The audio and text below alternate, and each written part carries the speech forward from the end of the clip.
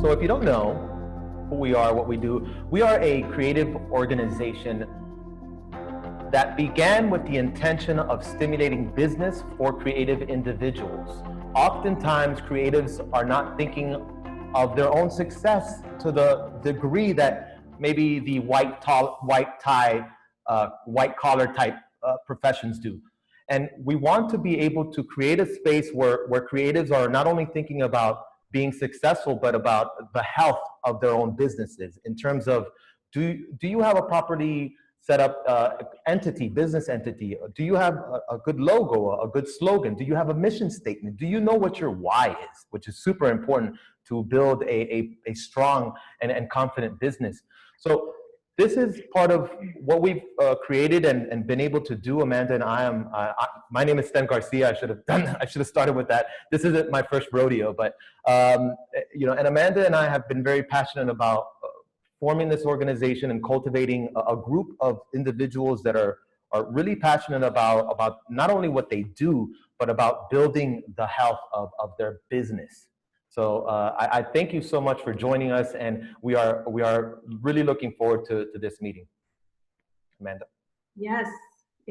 So tonight's meeting is called Enneagram for Creatives, How the Enneagram Can Transform Your Business. Just by show of hands, anyone familiar with the Enneagram to date? Cool, great. With that, I want to really just introduce Steph Barron-Hall tonight. She is a speaker, certified Enneagram coach, and the author of this new book, The Enneagram in Love. So today we're going to be talking about the Enneagram for Creatives and how you can find your type and learn how to harness your strengths at work and beyond. So what to expect today, I'm going to go through an intro to the Enneagram, and that's really just going to be kind of what the system is. Then I'll talk about each of the 9 types and how your type shows up in your work. And then we'll save some time at the end for Q&A. So if you have a lot of questions, feel free to ask them in the chat, but also write them down because you might want to just keep those in mind for the Q&A time at the end. So first though, I'll talk about what the Enneagram is and like why we should even use this, right? So essentially the Enneagram is a motivation-based personality tool, and it's oriented around 9 personality archetypes. Some of the language of the Enneagram is a little niche and kind of archaic actually, because the tool draws a lot on some ancient traditions. And these concepts have been modernized and contextualized for today. Because of the history of the Enneagram, there's a ton of theory that goes into it, and this is what makes it really complex. And the complexities can sometimes make it confusing, but it can also be a great advantage because the complexity is what makes it kind of honor and reflect how complex each of us are as human beings. So the Enneagram differs from some other personality profiling systems in a few key ways.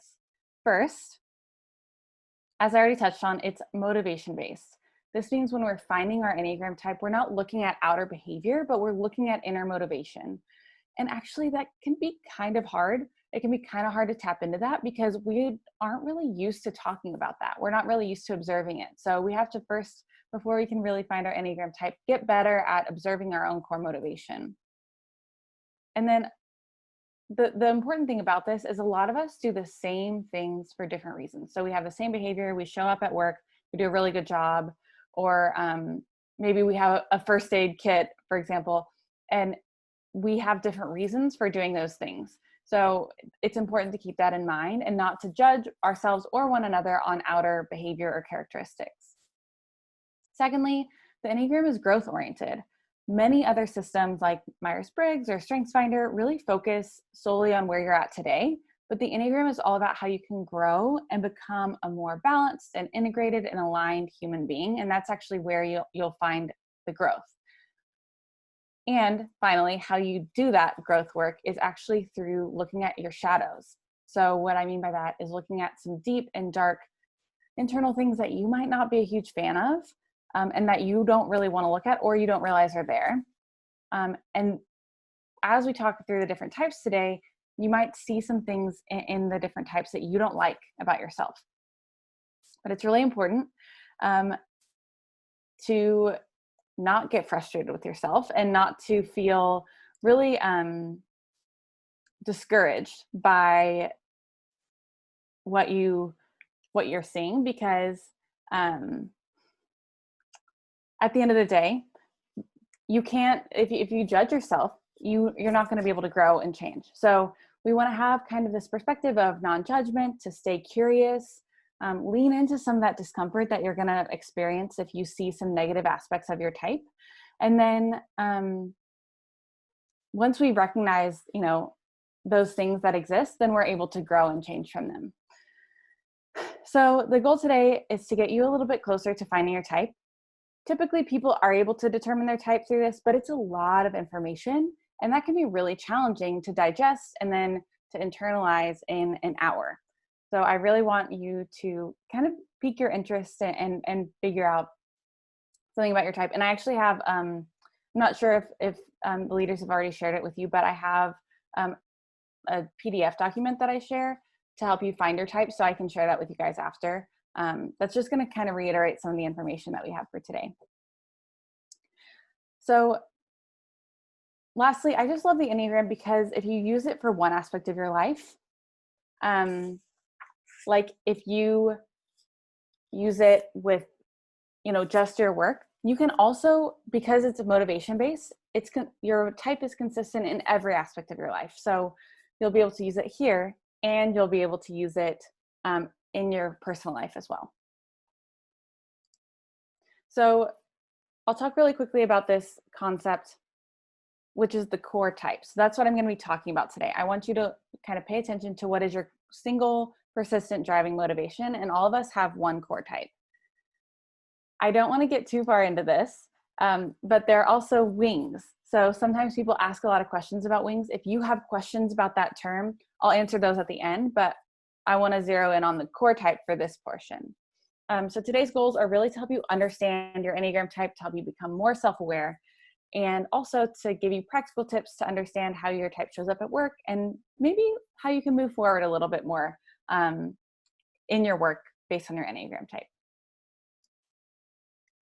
So today, this is kind of what I'm going to be going over.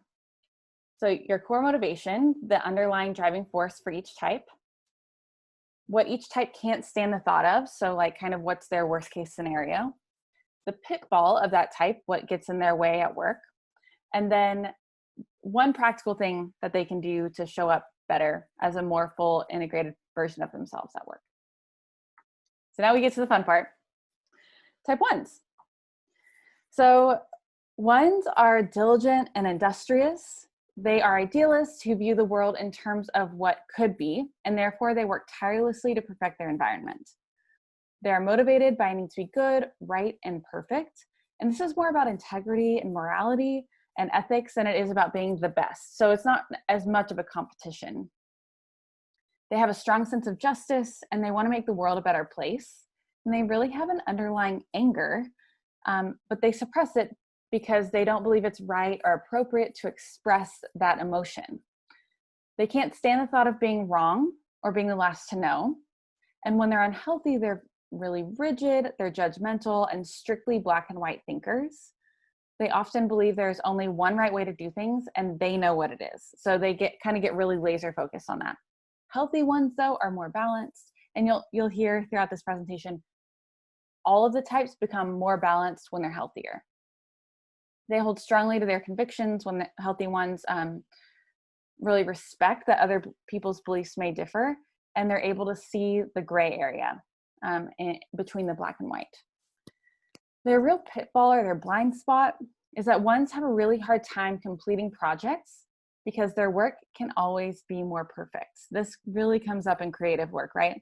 There's always some minute detail that can be improved or perfected, and they will go over a project with a fine-tooth comb until it meets their ideals. But guess what? That ideal is often unattainable, and the thing that they've created is already excellent. So the best way to move forward is to set a deadline if you're a 1, and remind yourself that done is better than perfect. And that's going to be the way that you can actually show up better in your creative work. Any 1s here, if anyone is? Let me know in the chat. And also let me know if you're a 2. So a few of you I know have shared your types, but we'll keep going. So type 2. Twos are warm and relational. They are motivated by the need to be needed, and they believe that they are loved for being lovable and helping others. They seek the love of others, and in doing so, they actually forget their own needs. So that's a huge challenge for twos. Twos are feelers, and they feel a lot, but often they are feeling the feelings of those around them. So they're not necessarily feeling their own feelings, they're really empathizing with everyone else. Twos are highly empathetic, and they are able to engage with others in a way that makes others feel at home. Okay, doing the test now. Oh, I should say, so sometimes tests aren't the most accurate. So let that be a guide. Keep an open mind, and as you listen, also listen for what resonates most. So if you take a test, that's great, but also keep in mind that sometimes tests aren't the most accurate way to find our tape. So twos can't stand the thought of being dismissed, discarded, or rejected. When unhealthy, twos give to get. They may not realize it, but they often offer their assistance in order to cash in those favors with others. They might not be able to stop helping or to be in touch with their true feelings because they're so focused on other people and making themselves indispensable. Healthy twos are more aware of their own emotions, and they are able to set healthy boundaries and attend to self-care. And twos really can't stand the thought of being dismissed, discarded, or rejected. So that's really, really hard for them. And that's kind of connected to that sense that they have to make themselves needed by everyone around them. And often they show up really well at work because everyone does need them because they've made themselves indispensable. But twos can have a really hard time in business, not because they lack leadership, but because they often put their ideas and projects on the back burner in order to help everyone else. Especially in creative business, twos can be incredibly generous, but we all know what that ends up happening when you're a creative and you want to be generous to others is you have this outpouring of your creativity and you just want to extend generosity to the world. And the challenge with that, right, is you don't price yourself well. You kind of give stuff away for free because you believe that everyone else, you want to extend that generosity and you're not really as focused on what you actually need to succeed. So to move forward, twos need to prioritize alone time and really tune into what they want and why. Like Sten said at the beginning, tune into your why. That's going to be so, so important. They need to put themselves in a distraction-free environment so that they can focus on what they need to do for their own business, not what everyone else needs from them. So sometimes that can even mean like turning off your phone, which I know is hard, but that can be a really great way for twos to reconnect with the self and do what their business needs. Type threes. So I know we have a couple type threes in here, I think.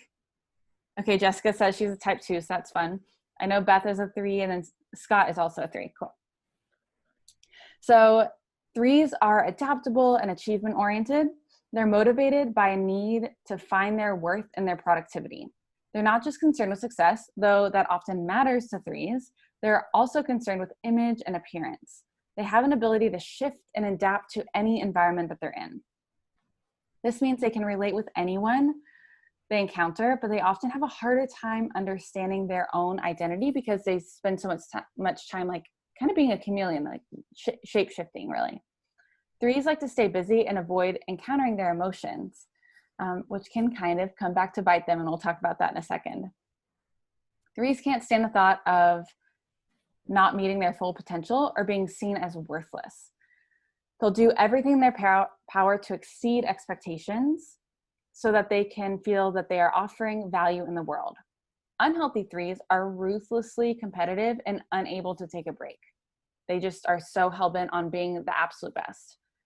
And healthy threes, on the other hand, recognize that they are not more valuable as a human based on their productivity. And so this allows them to slow down and rest so that they can be in tune with who they really are. And that is actually going to be really powerful as they kind of shift into that. It's going to be powerful in their business as well.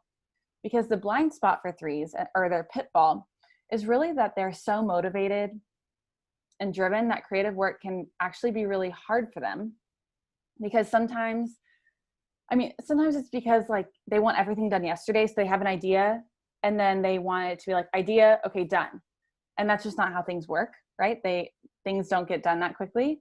And then sometimes it's also because doing really great creative work often requires a lot of honesty and emotional connection. And it's harder for threes to tap into that sense of emotional connection within.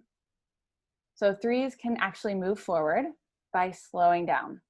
It sounds counterintuitive, but it is absolutely necessary for threes to pull back and really tune into their own inner voice. And if you are a three and you haven't done a lot of inner work, you might not even realize that you have an inner voice.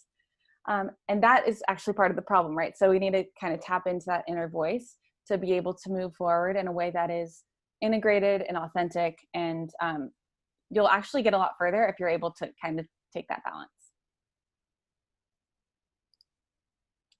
So type 4. I know somebody messaged me and said they're type 4 in here. So 4s are deep and complex. They're motivated by the need to find their true heart. And they're on a lifelong quest for understanding and identity.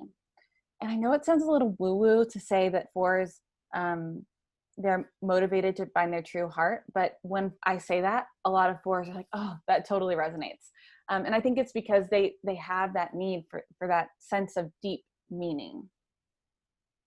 4s are incredibly imaginative, and they're accustomed to plumbing the depths of their psyche and their emotional realm.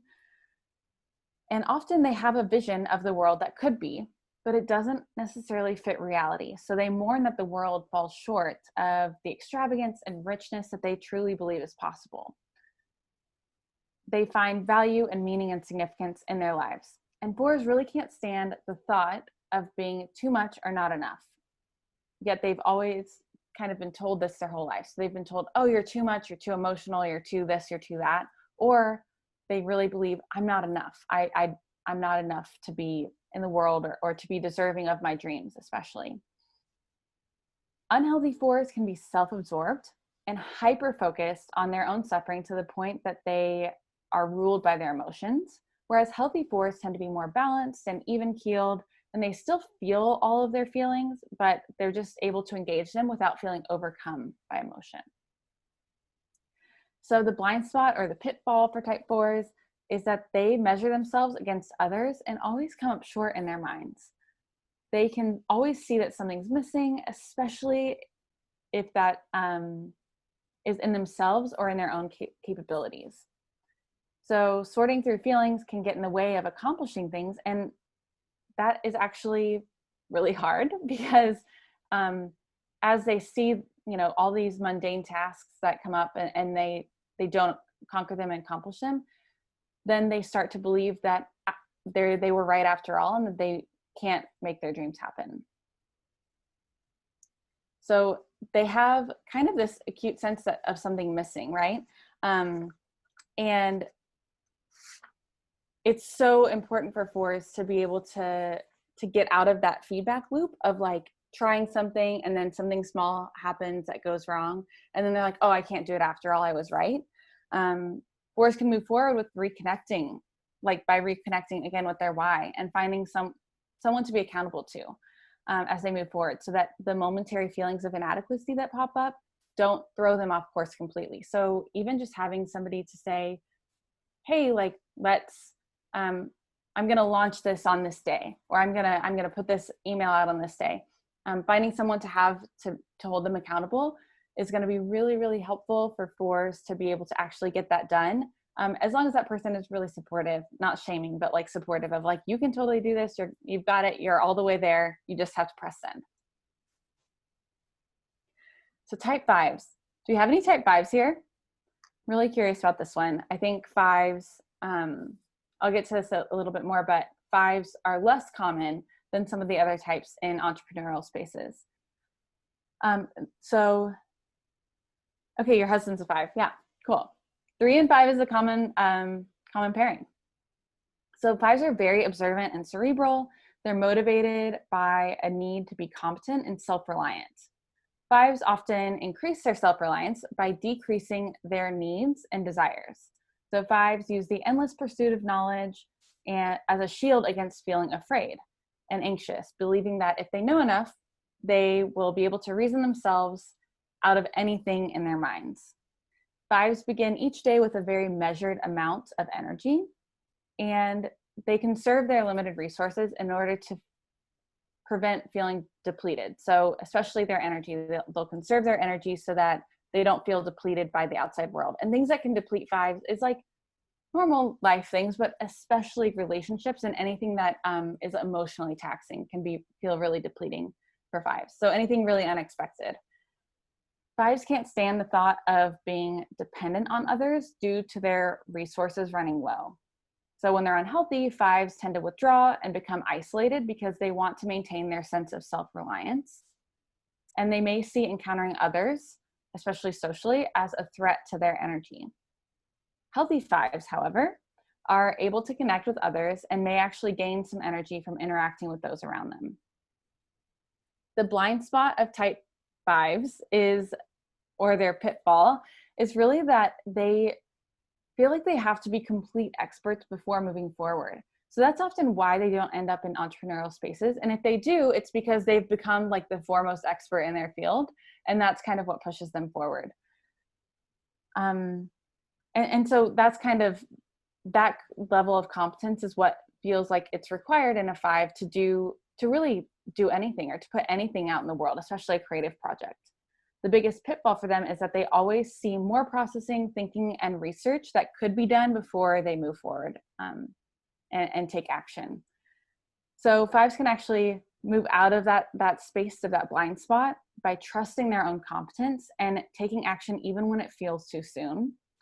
It can feel really destabilizing at first to do this, but the confidence and clarity that they're looking for actually comes with that action. And clarity comes with action is a quote actually by Marie Forleo, who I really appreciate a lot of her work. And she says that because often we do show up scared, but the clarity that we're looking for will come when we take action rather than when we prepare more. Not for all of the types, but definitely for fives. So type 6. I know that Amanda said she might be a 6. Anyone else type 6 here? Okay, cool. Sixes in entrepreneurship are so brave because they have a lot of internal obstacles that they definitely feel like they want to have a community around them to hold them up. And so going out on their own is really, really, really hard for sixes. So excited that you got at least a couple sixes in here. So sixes are responsible and community oriented. They're motivated by a need to find safety and security in the world. And they're deeply committed to their loved ones, and they're very loyal. And out of all the Enneagram types, sixes get the reputation for being the most anxious since they tend to voice their concerns. Sometimes it comes off as pessimism, but sixes actually view it as realism. Sixes make plans and troubleshoot as a way to ward off that fear and anxiety. So they kind of have plans A through Z for everything.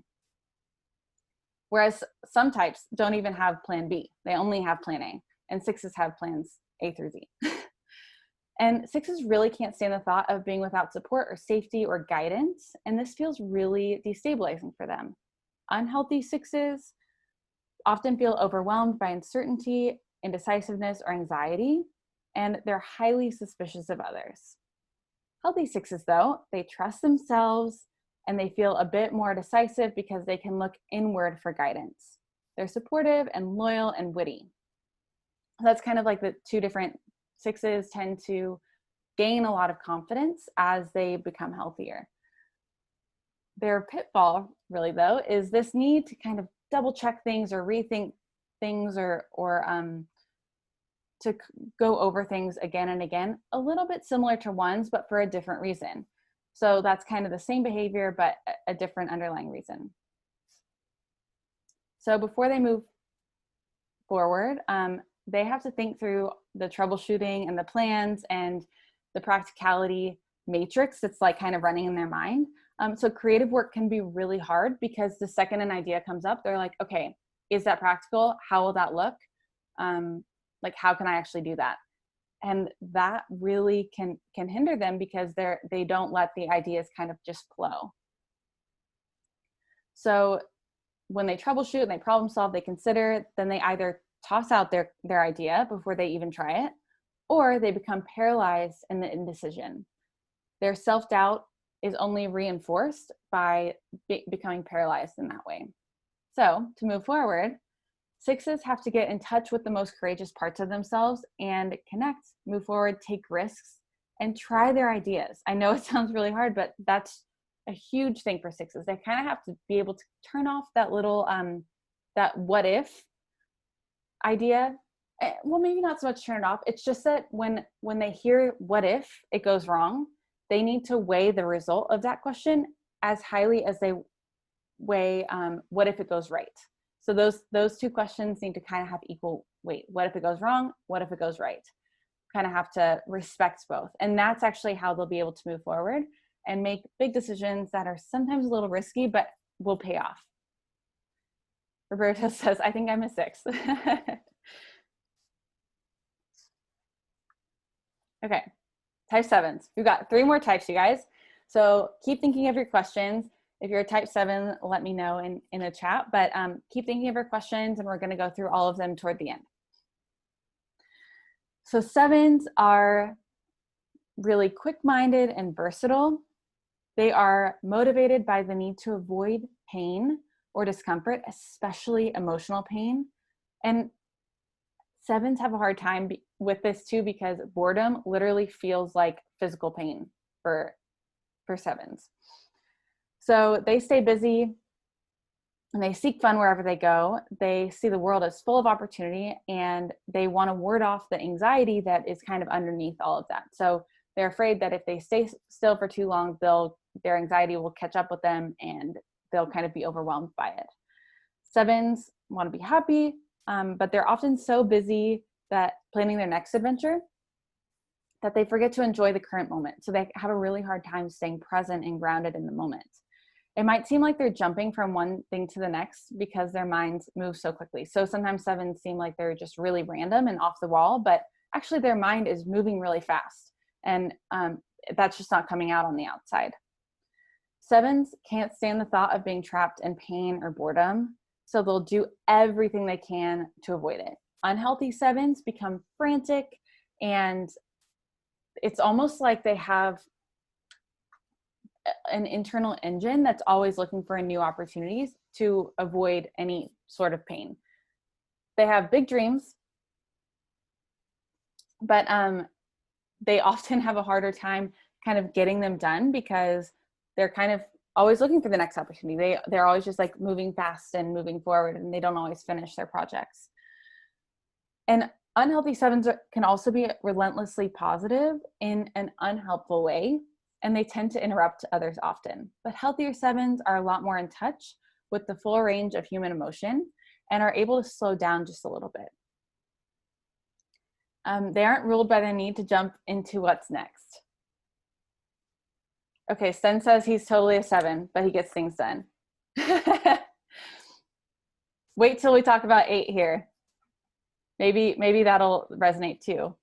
So 7s are amazing at starting projects, like I said, but they're not always good at completing them. Their minds move so quickly that their pitfall is really that they are already on to the next thing before finishing the one that they're on. So before they know it, they're neck deep in unfinished projects, and they are almost at the point of burnout because they never took a break along the way. They never realized that they needed a break. 7s are so fast moving and so idea oriented and they love to be their own boss. And so those things really come up in entrepreneurship, and 7s actually, they have kind of a rebellious streak, so they do tend to be entrepreneurs. 7s can move forward by keeping in mind that slowing down is not the same as stopping. They can slow down without getting stuck there.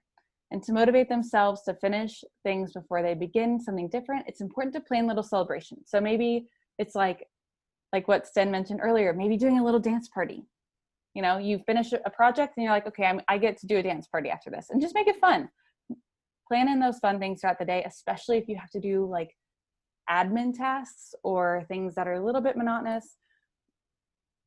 Having those fun milestones will really help you get through those hard projects. So type 8. 8s are actually similar to 7s, but they have a different vibe in terms of kind of how that comes out. So 8s are powerful and dynamic. They are motivated by a need to protect themselves and to avoid vulnerability.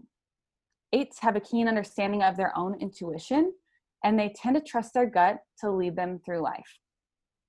They're truth tellers and highly justice oriented, and they will always stick up for the underdog. 8s are, they have this anger, and they're fine with confrontation. They're not looking for a fight, but if one comes up, it's okay. And they'll confront their anger, and then they don't hold on to it. They kind of let it go. Like it's just past, no big deal. And their assertiveness and volume externally often causes them to be misunderstood as too tough or too angry, but they're actually very kind and tender people once you get to know them. 8s can't stand the thought of being betrayed or controlled by someone else. And in particular, unhealthy 8s protect themselves by being brash, bold, and even abrasive.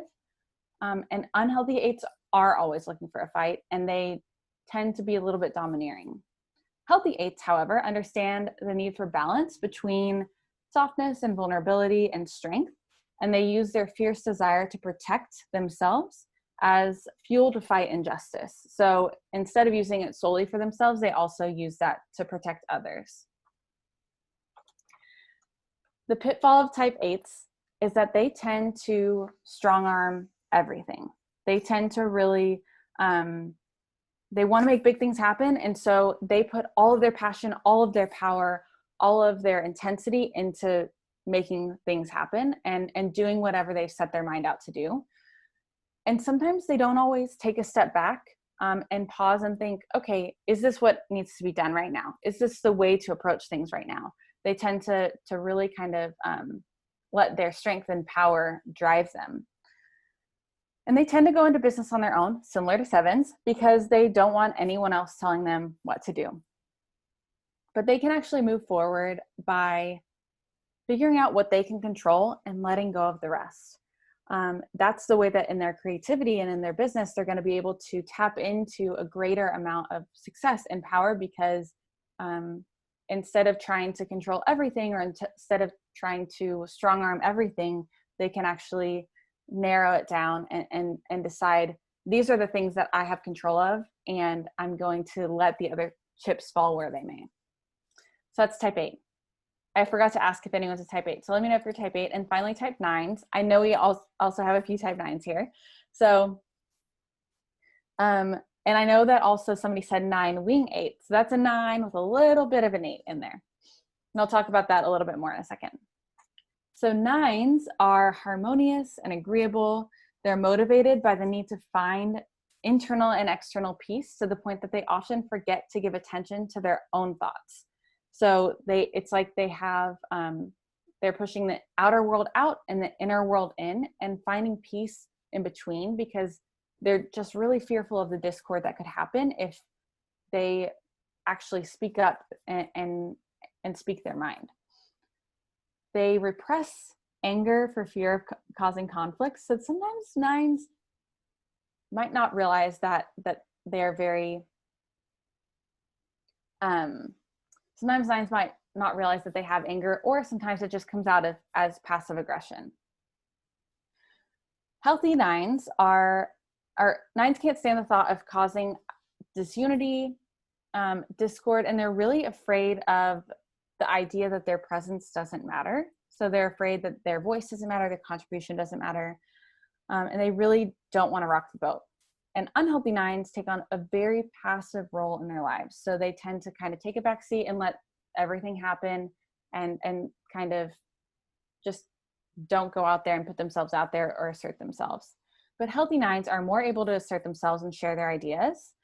And knowing that their voice matters is actually really helpful, because it allows them to remember that they have something important to say. So the pitfall of type 9 is that they do take such a passive role in their lives. They have dreams and ideas, but they don't always vocalize them or act on them, because they don't believe that their contribution will matter.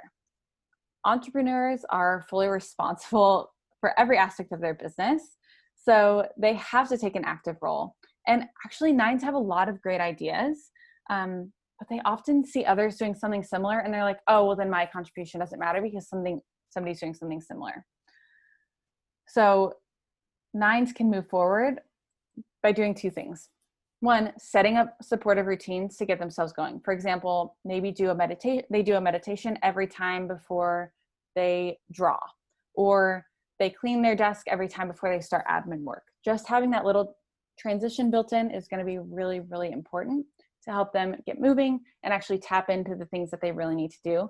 The other thing is to remember that there is nothing new under the sun, basically, and a lot of things have been done before, but their unique contribution in the way that they specifically do something does matter. And that's really important to tap into and keep in mind. So that's type nines. And those are all 9 types. I know that was a ton of information and we went through it really quickly. So I know that you guys are going to be able to get a couple things after the meeting to rewatch this and relearn it. Thank you so much. And just a little bit about, for the guests and anybody that's just finding out about CFC Miami as an organization, we are a networking organization. We are built to facilitate connections. We are a conduit for exchange of business, and not only because you're simply a member of this organization, but because you've gotten to know each other and genuinely want each other to succeed. And by doing so, you do good work for one another. And I personally feel joy when I see others succeed. And my hope is that you all can feel that joy as well. And we're constantly growing the organization to continue to be that conduit of business for one another in the creative space. All righty, thank you so much, everyone. Have a good night.